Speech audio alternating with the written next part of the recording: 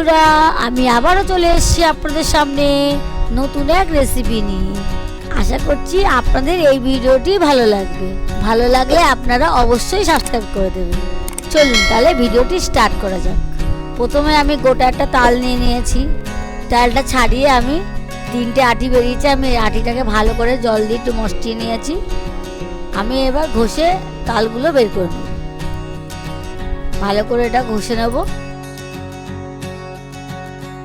আমি এইভাবেই ঘষে তালগুলো বের করে নেব, একটু আঁশ থাকবে না, একবারে ছেঁকেই বেরোবে।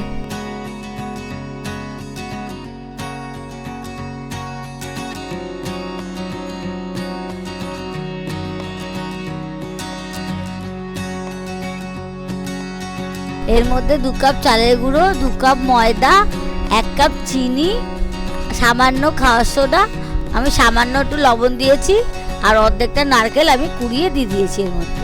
আমি লবণটা দেখাতে মিস করে গেছি। দিয়ে এটা ভালো করে আমি মেখে নেব।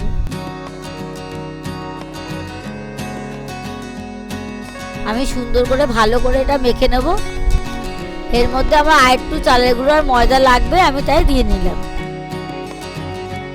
দিয়ে আমি ভালো করে মেখে নেব।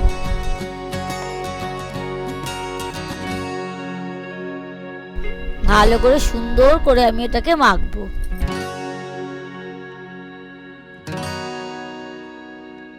আমি ভালো করে এটা আঠালো আঠালো করে ভালো করে মেখে নেব।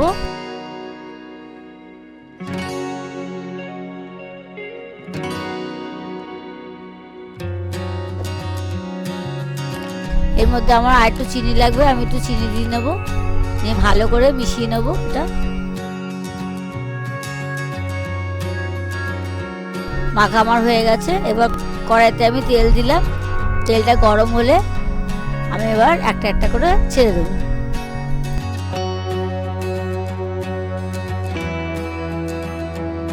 দেখছেন আমি এইভাবেই নিচ্ছি, এরকম ভাবে নিয়ে আমি এইভাবে ছেড়ে দেবো।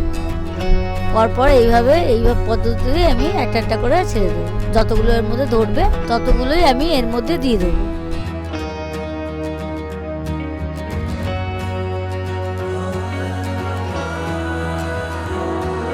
আস্তে আস্তে করে উল্টে দেবো যাতে ভেঙে না যায়। উল্টে দিয়ে ভালো করে নাড়াচাড়া করে ভেজে নেব।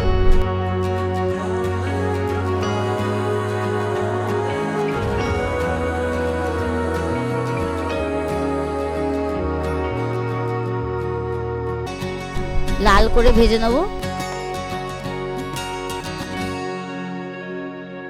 ভাজাগুলো আমার হয়ে গেছে, এগুলো আমি তুলে নেব। পরেরগুলো আমি এইভাবেই ছেড়ে দেবো।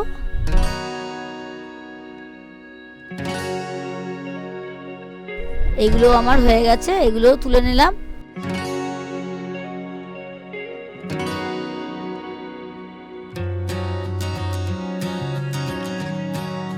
আমার অর্ধেকগুলো ভাজা হয়ে গেছে, আমি বাদ বাকিগুলো এই পদ্ধতিতেই ভেজে নেব।